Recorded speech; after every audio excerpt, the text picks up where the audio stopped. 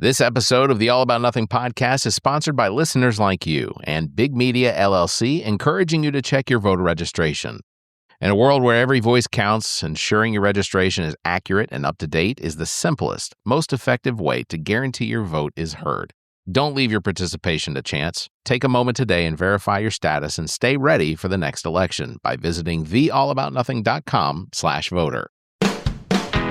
All right, welcome everyone to the All About Nothing podcast, kind of daily show. I am Barrett Gruber, host of the All About Nothing podcast. You can follow me across all social media at Barrett Gruber. With me is Brock, who is a council member for Blythewood, the town of, as well as the coordinator and I guess the guy. You and Steve do everything for Soda City Comic Con coming up on August the 22nd and 23rd here in Columbia, South Carolina, at the Columbia Metropolitan Convention Center.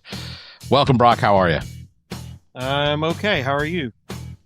Okay, so we are not at the same energy level, sir. It's not. Are you?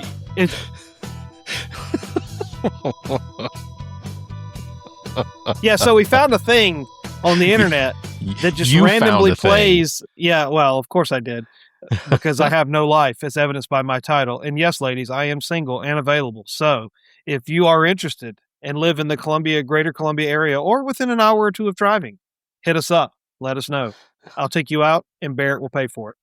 We found a random thing on the internet where it randomly plays Michael Jackson sounds just kind of throughout the broadcast, throughout ever how long the video is, and it is playing in the background, and you'll get a hee hee or a shamon or or whatever it is he does. Shamon. Yeah. It's a little intimidating to be doing a podcast with Michael Jackson. Turn the volume all the way up. Turn it as loud as we can, so that way you're not expecting all of a sudden, boom. That's right. Please subscribe and share the show. That's how we get new listeners. Also, please consider supporting the show financially by visiting theallaboutnothing.com, becoming an official member, and proudly calling yourself a true nothinger. We'll have more details on that at the end of the show. If you can't do that, give us a 5-star review, a like, and follow us across all social media. You can find links at theallaboutnothing.com. All right. How was your weekend? Did you see Spider-Man yet? I have not seen Spider-Man. I did one better. I watched SummerSlam, and I don't know how many of the viewers are WWE fans. I would imagine there's got to be at least a handful of them. Sure. And dare I say, PLE of the year, it was by far and away what I would consider the best premium live event that WWE has put on all year. Better than WrestleMania, better than the Royal Rumble. It was just incredible. It just hit on so many levels. Raw's scared the shit out of me. Okay, go ahead. Sorry. That's the whole point. You just Monday Night Raw's on right now. I'm missing Monday Night Raw, but that's okay because I'm going to catch up. But it just hit like it would top to bottom. It was the PLE of the year. It was just fantastic. Yeah. So that was my Saturday and Sunday night. Maybe another reason why I'm single and available is the fact that I'm watching wrestling all weekend. I don't know, but at least I had my son watched it with me on Saturday night, and my daughter did last night. So that was okay. That was okay. All right. Well, Spider-Man opening weekend, $360 million domestically, surpassing Avengers Endgame for the highest domestic opening ever. Globally, the movie has generated $932 million. So it's safe to say Disney and Marvel have made their money back for what it cost to make it. I think that's Sony. I don't think that's Disney. Well, you're right. It is Sony movie, but I guess in partnership with so they have to split some of it with Universal and Disney. Because I think Sony owns the rights to Spider-Man, because when Marvel went belly up, they sold off the rights to some of the characters. Yeah. Sony was the one that Sony bought.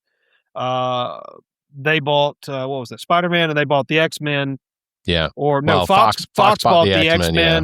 Sony bought Spider-Man and something else.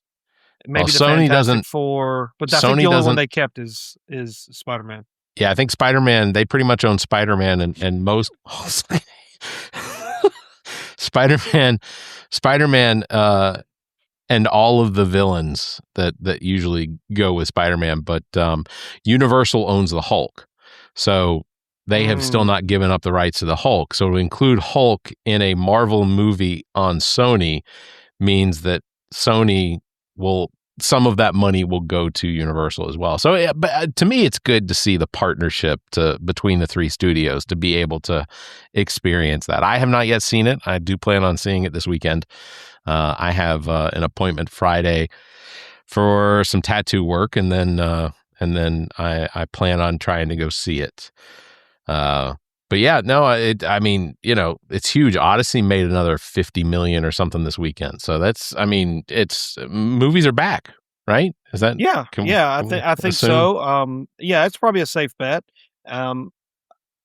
Obsession, that horror film that came out, you know, maybe a couple of months ago, did extremely well. Yeah. Horror films tend to do well. They tend to be low budget, and they tend to attract a large audience. So if you're ever a movie studio and you want to get some people in the butts in seats, make a decent horror film. You'll make money. It's very hard to lose money on good horror. Did you see Scary Movie 6? I guess it's the latest Scary Movie yet. I didn't see 1 through 5. Didn't see 1 through 5, so I didn't have a reason. There's scary Michael right there. Didn't see 1 through 5. No reason to see 6 or whatever it is. That's not my. I don't like horror films, period. Oh, so okay. yeah, so that's not really not my thing. So okay. To jump into a little bit of news, we are 1 week away from the special Republican primary election here in South Carolina after, of course, Lindsey Graham's passing. President Trump apparently helped arrange for Darlene Graham to be appointed to finish the term. And then days later, Trump endorsed her to run for a full 6-year term in the August 11th special election, a move that has apparently caught a number of South Carolina Republicans off guard and shifted the mood from sympathy to frustration. There are a lot of Republicans in this state right now that are making social media comments, voters included, as well as some of the leaders here in South Carolina that are absolutely pissed off that Donald Trump, one, arranged for basically pushing Governor McMaster's, who I figure at this point only takes instructions anyway. He's got, 5 months left in his term, and then he'll walk onto a golf course somewhere and never be seen again. That was perfect timing. That was perfect. Yeah. I am much. Yeah, that was a good. Yeah. But it's really interesting. So currently, super PACs for a primary race for the state Senate the Senate Congressional Senate seat here in South Carolina have already made $900,000 in donations to the campaign and for Darlene Graham, and so far they have tracked the spending at nearly $1.5 million in commercials just leading up to the special election next Tuesday. But the likelihood is, and then we're going to have a special election runoff on the 25th, 2 weeks later. Let me see what else. Darlene Graham's profile. Yeah, too many candidates in the race not to have a runoff. It would defy all odds if one person were to get 50+1 to win it outright. But the question is, who are the two candidates going to be? I think I saw that. Was it Norman and Darlene were leading, or at least near the top? Russell Fry's up there too. So those are maybe your top three, maybe? Yeah. I don't know. So Trump's endorsement didn't clear the field whatsoever. Both Fry and Norman are both in the running pretty high up, along with Governor Mark Sanford. And then businessman Mark Lynch, who, by the way, I want to just tell everybody, Mark Lynch will be my guest for next week's episode of the All About Nothing podcast. It was I don't dislike Mark Lynch. He's a bit too religious for me, but I think all in all, he's not a bad person. He just sits much further to the right on a lot of issues than I do. It's not like I said, he's not a bad guy. He and I differ on opinions, and we certainly express that in the episode. So it'll be a good listen. That'll come out. I'm gonna actually release that early on Saturday, leading up to the special primary. So, Mark Lynch, you got Sanford. There's 9. There's not. What are you doing? Playing with a pencil? No, you're typing. What are you typing? Trying to get some more information out there for the ladies. Okay, that's fair. Oh, yeah. There we go. Since I don't have an @Brockage. You can do That's fair. Facebook.com/Brockage. Brockage. I didn't know that was your okay. I think but that's yeah, my so Facebook handle. bottom line is the race is expected to head to a runoff, given the size and strength of the field. I mean, and the strength is debatable. But with pundits speculating Trump could eventually endorse two candidates, and apparently that's already part of the conversation, is that Trump is expected to endorse two candidates as he did for the governor's race. Like, why even weigh in? I don't get it. I absolutely do not understand it. All he's got to do is just stay out. Doesn't have to say anything. Well, I mean, that's kind of like going to the roulette wheel and betting on every number. Yeah. Right. Yeah. Yeah. You know, but hopefully in his case, it ends up 00 green and you lose. So, well, I in my opinion, selecting any of the 9 that are going to be on the ballot, we all lose. Is my opinion. I don't know. We'll see. I didn't ask you for your opinion. I did want to ask you though. Are you besides wrestling, are you watching anything on TV right now? Like TV shows or movies? Like TV shows. Every once in a while I'll turn on and watch an episode of the Boondocks.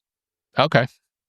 Gotcha. And I really liked. Now, when you say TV, you're talking about like streaming, or you talking about like broadcast? Yeah, whatever. I mean, everything that's broadcast goes out on streaming anyway. Well, okay, so there's a show that I like on Fox called Best Medicine. Oh. Best Medicine's fantastic. Yeah, it really is. It's apparently a remake of not a remake, but it's a British show called something else. But yeah, it's called Doc Martin. So yes, I watched all of the seasons of Doc Martin, which was absolutely one of my favorite shows when it was still airing. I've watched every season. I guess over there across the pond they call it series. But what's great, I don't know how far you are in Best Medicine. I watched the full first season in the U.S. version. It's great. I thought one of the coolest things was Doc Martin came in as his dad. Yes, I didn't know that when I was watching it, but then I went back and read some synopsis, and that's the actor who played Doc Martin in the UK version. Yeah, very cool. It was very cool. So I look forward to Doc Martin coming on season 2. And you're right, it is Fox that airs on, and I think that it comes back in January or February. So I thought it was in September. I don't know. Anyways, maybe. That's the only show that I actually watch. This on broadcast TV. I watch a couple of other things. Mobland I watched, which I thought was really good. Yeah. I watched. I liked Avatar. The anime is one of the greatest animes ever. But the live action Avatar was good. I don't like the fact that I feel like the producer.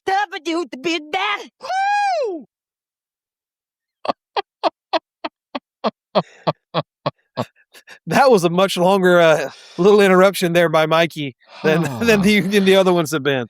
And if you got, I completely forgot it's running over here. That's the point. That's the point. Like, you just don't know when he's gonna show up. But talking about Avatar, the Last Airbender, the live action, I think they realized their mistake between season 1 and season 2. They waited too long to shoot season 2, and Aang, who's the lead character, who's the Avatar, the Airbender, aged. He's too old. Yep. Yeah. And in anime, obviously, that doesn't matter. You can draw him however you want to draw him. But he's too old and he's too big, and it just doesn't really look right. Now, after you kind of get over that hump and get into the story, it's fine. But if you watch season 1 and then you watch season 2 right back, back to back, it's a world of difference. But it is really noticeable in Aang. Everybody else, it's not that noticeable, the aging. And from what I understand, they realized this, and they filmed seasons 2 and 3 back to back because they didn't want to run into the same problem. If they had been smart, obviously, which hindsight's 2020, they'd have filmed 1, 2, and 3 back to back to back, and then you'd have had it. You don't have to release it all. But I guess they wanted to see if it was going to be a hit. But I mean, I don't know if you've seen the Nickelodeon version of Avatar. Oh, but it's arguably, in my opinion, one of, if not one of the greatest animated stories that they've ever told. It's fantastic. And Well, then they spawned off Korra, which was Yep. good, but just not the same. It's just, and I mean, how could you say, well, we're going to make a live action version of Avatar, and not think that it's going to be a success? Of course, it's going to be a success. Everybody loved the animated version. Even Michael, he getting excited. So again, when you watch it, you'll look at between season 1 and season 2. You're like, yeah, he aged a lot more than they thought he was going to do. He got tall. Well, I started watching as one of the summer relief shows, and because summer, most of the shows that we probably enjoy the most are usually off at this time, just because the fall, winter into spring is usually when most television shows that have contracts for a specific number of episodes, that's when they come on. So one of the summer relief shows that started airing is one called Nation's Dumbest. And essentially what it is it's a game show with celebrities where they are competing to be removed from the show in order to not be deemed the nation's dumbest at the end. It's hosted by Jack Whitehall, who on Netflix did Travels with My Father. If you haven't seen those are fantastic. Like, Jack Whitehall is he's not as great as Carr, but he is exceptionally funny. Also, Nation's Dumbest, our friend John Heater, from last year's Soda City Comic Con, he's currently running, as I'm watching it right now, along with Ice-T, Carmen Electra, Steve-O from Jackass. All of these people are still in the running to be the nation's dumbest. Andrew Yang, Ellie King, and Dr. Drew have all graduated, so now they'll never be crowned the nation's dumbest. But it's a really entertaining show it's on Fox, but it's streaming on Hulu as well. Also, by the way, I didn't know if you know this, the word dumbest has a B in it. President Trump told us that. I don't know that we would have come to that on our own. Does it actually have a B in it? It does. D-U-M-B. D-U-M-B. E-S-T. Dumbest. Yeah. Dumbest. Yeah, I feel like I knew that. Why did he have to remind everybody? Well, because he just found out. Oh, well, that makes a lot more sense. Nothing comes about from Donald Trump because it's something new. It's because he had never heard of the word affordability before until apparently the Democrats started using the word affordability, or made up the word. I think he thinks they made up that word, affordability. It's just the noun of affordable. The adverb affordable is just, English language, but he does have all the best words. I don't want people to forget that. The last thing I was going to bring up, before we wrap up tonight, acting attorney general, it doesn't sound right coming out of my mouth, but it's there. Todd Blanche has apparently reached a deal with the GOP senators that were holdouts, Tom Tillis and John Cornyn, almost guaranteeing that Tuesday's Senate vote and confirmation are pretty much a done deal now. Sunday, Blanche formally formally rescinded the $1.8 billion anti-weaponization fund, terminating any plans for compensation for allies of President Trump for all of the very, very stupid things that they have done and gotten caught for. I just want to make sure people understand, when you get a pardon, it isn't taking away from the fact that you were guilty of something. It is simply forgiving you for that guilt, forgiving you for those actions. You are still a piece of shit that did what you did and then got pardoned for it because Trump thought it'd be better to have you out on the streets as his army rather than behind jail. Just keep in mind that also goes both ways. Sure. Both parties' presidents do it. And you know what? It's just kind of one of those things that as I've gotten older, I'm just kind of like, you know what? Whatever. What's one more? More? At this point, yeah, whatever. Todd Blanche is the attorney general. Whatever. I think that, at this point, presidents if the president gets to select his members of the cabinet, then give him the members of his cabinet. If they completely burn the system down, then you know what? Elections have consequences. We'll be okay with it. If for some reason they could find enough people that are dumb enough to agree to set aside $2 billion in American taxpayer funds to give to people who have been convicted of crimes, and they've weaponized the DOJ to treat them unfairly. And if they want to do that and they can get enough people in Congress to think that that's a good idea, okay, so be it. But you know what? Hell hath no fury like the American public scorned. And at some point there will be a snap. Well, at some point there'll be a snap back, and it will be brutal. And it will be quick. Kind of like when Wall Street decides to sell off AI names because they just think they're investing too much money in CapEx and there's not going to be any returns. The fall is brutal and it is very quick. Now, you get days like today, and I'm a Wall Street guy. I watch it every day, or at least Monday through Friday. And you get a day where, things kind of look a little rosy, and Trump's decided not to. The taco trade kicked in today. The market just screams higher. And you're like, oh, all is well and good in the world. Not necessarily, because, you can get your 1.5%, 2% up days, and you can get your down 2 to 3% days, and it just crushes everything that you just made up and then some. Yeah. So, if Todd Blanche is going to be the attorney general, then I hope that he's the best attorney general that they could find. Is he? Probably not. Is he what they're going to get? Sure. He's what you're going to get. Do I think that that they should have struck some sort of deal to give Trump and his kids and their businesses immunity on tax returns looking backwards? No, they absolutely shouldn't. They're not above the law. Should they be able to go after them moving forward? Yes, absolutely. But they should be able to go after anybody. If you're blatantly cheating on your taxes and you get caught, then you suffer the consequences. We're a self-reporting system. If you choose to cheat and get caught, then you suffer the consequences. If you choose to cheat and you don't get caught, well, that's between you and your God.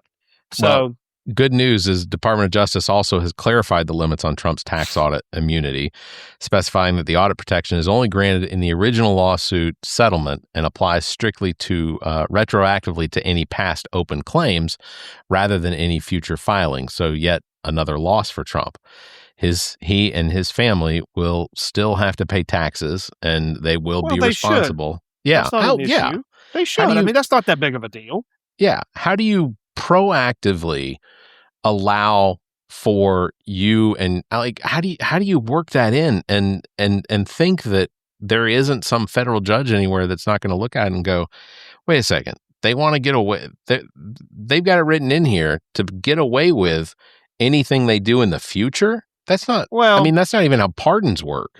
Yeah. I think some people would come back and equate that to saying, oh, well, Biden preemptively pardoned Dr. Fauci. Sure. Michael didn't like that. Should you be able to preemptively pardon somebody or offer some sort of, I guess a pardon is different because it is looking back, and you're pardoning somebody for their past alleged transgressions. If you are pardoning for somebody or pardoning or giving immunity for somebody for potential crimes, whether it be criminal or civil, that you haven't even committed, that you might commit in the future, that's just ludicrous and absurd. I mean, it's almost borderline comical, because then you basically are giving a lifetime get out of jail free card to just do whatever you want to do. Yeah.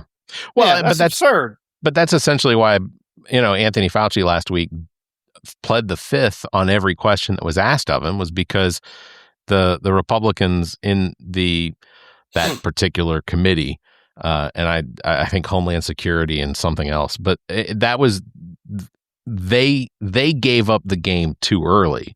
Like, they went before the Sunday cameras and whatnot, and basically said, we're going to get him to perjure himself so that we can get him put in jail. Like, ultimately, that's what Rand Paul has this.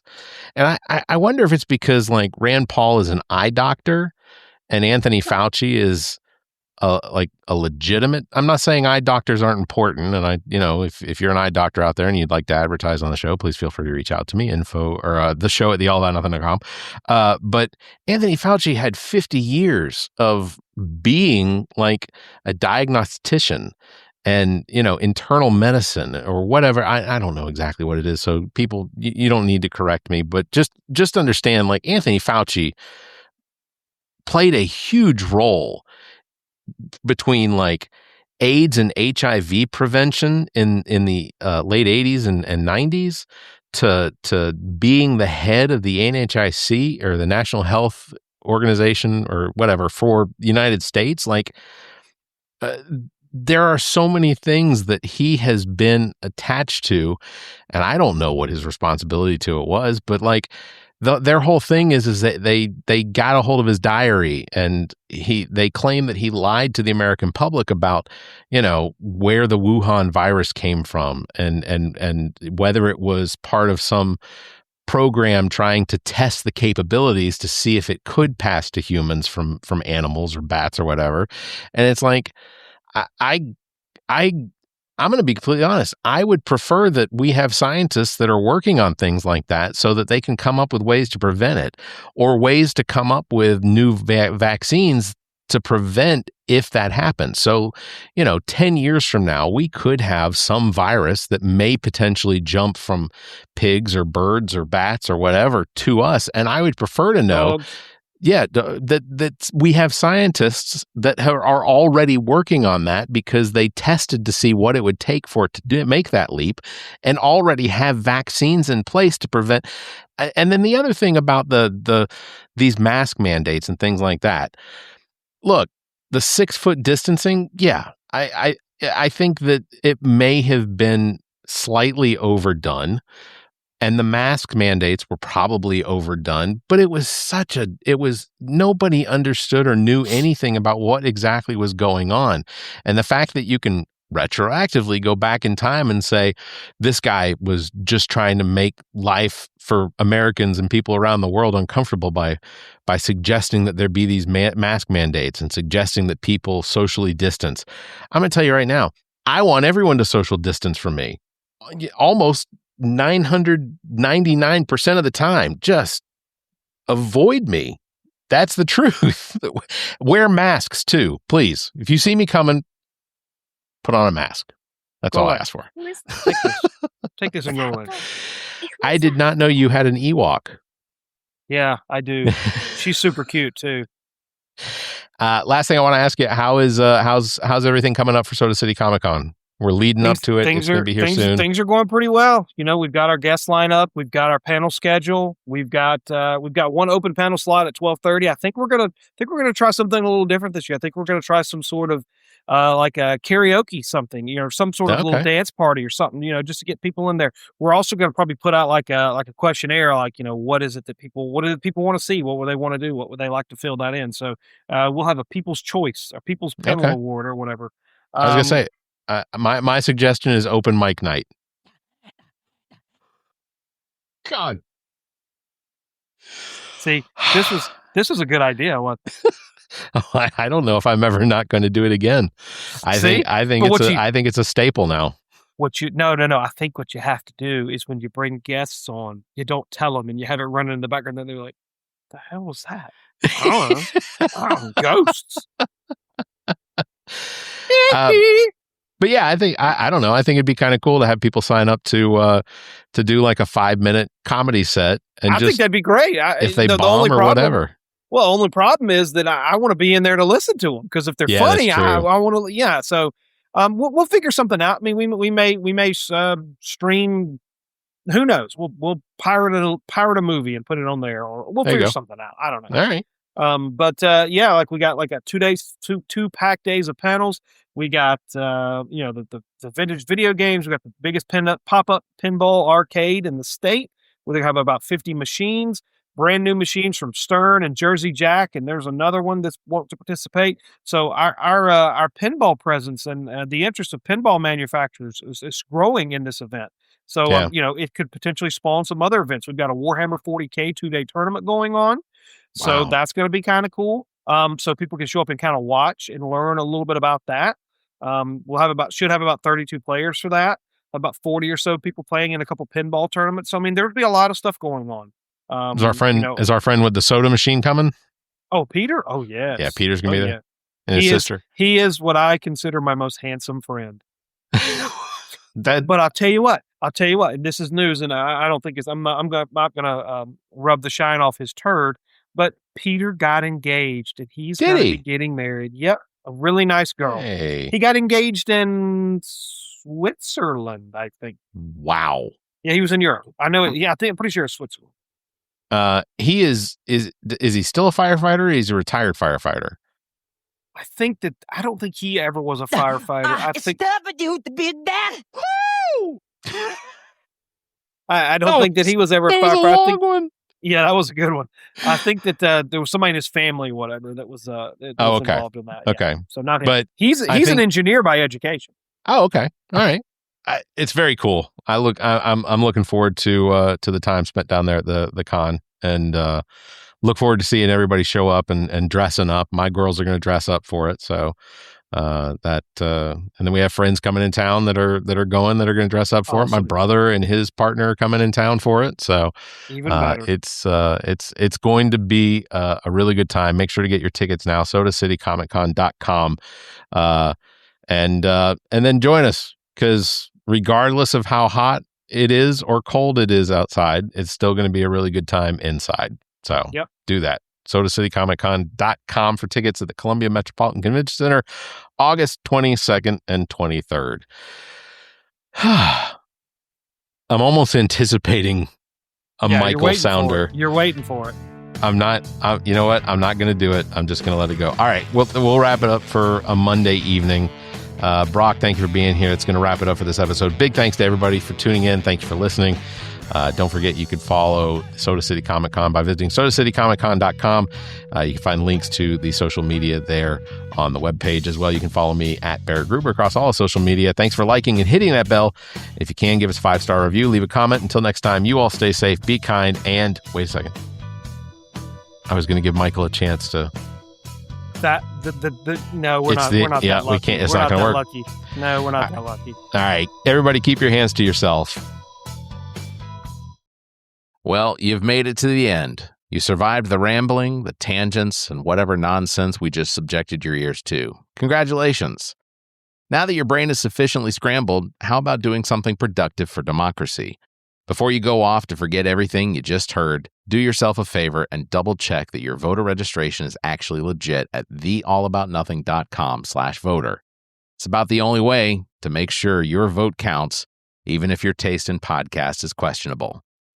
The preceding podcast is solely owned by the host or hosts and is distributed by Big Media, LLC. Copyright 2026.